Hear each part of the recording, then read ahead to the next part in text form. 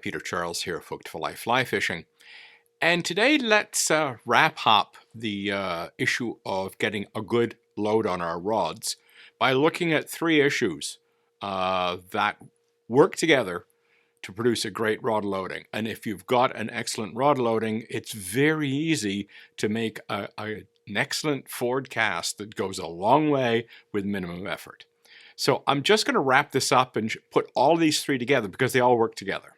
And even though they seemed a little bit counterproductive at times or counterintuitive, they still work. So first off, let's talk about productive weight. We've talked about that plenty of times before. You get moving, and there we are. There's our productive weight right there, the top of the D-loop at the moment the rod unloads.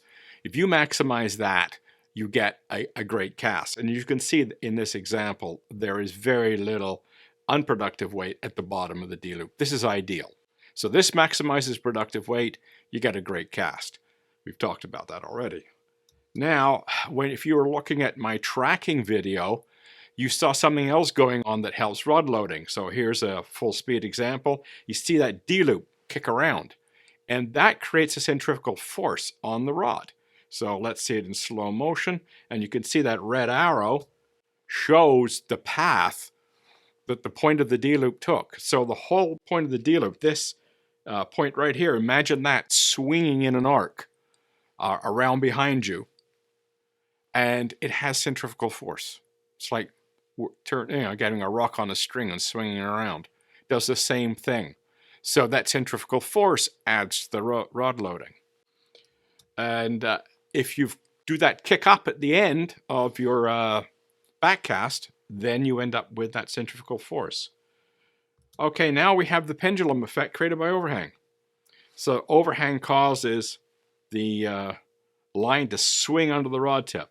So as you make your back cast, the overhang gives that pendulum effect, and the D-loop goes flying backwards as your rod is going forwards.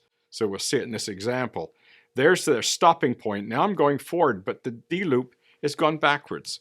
So you can see the two red lines versus the two green lines of the effect of all that energy going back and the rod going forward, and it just deepens the load on the rod. Works like a charm. So we've got these three effects, and they all add together. So that's the thing, is if you get all of them working together, you get great looking casts. And you expending minimum energy because you're being very efficient.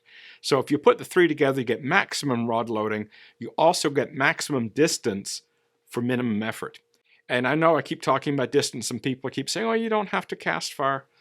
Well, if you're not casting far, imagine how little effort you use. It's just and you've got 60, 70 feet. If that's all you need, you're barely working at all. If you're getting these three things adding together, and you're casting efficiently, your whole workload drops so dramatically, even for the shorter casts. You see somebody beating themselves to death to get 60 feet, and you could do 60 feet following these ideas, it's gone. And it's all about efficient rod loading. If you've got it, it works. If you don't have it, you're having to thrash. It's that simple. So keep these three things in mind. You've got that nice flat sweep. Get my rod here. We get the nice flat sweep that produces that compressed pointy D-loop that maximizes our productive weight. We have a nice efficient forward stroke. So at the end of the stroke, we've got virtually no line left on the water. It's all working to load the rod. We've got that kick up at the end, which causes our D-loop to swing around and energizes. And we've also got overhang working for us. So you put all of those elements together, you've got a great rod loading, and you've got a great cast, and you've barely done anything to do it. It works like a charm. So keep that in mind. Cheers.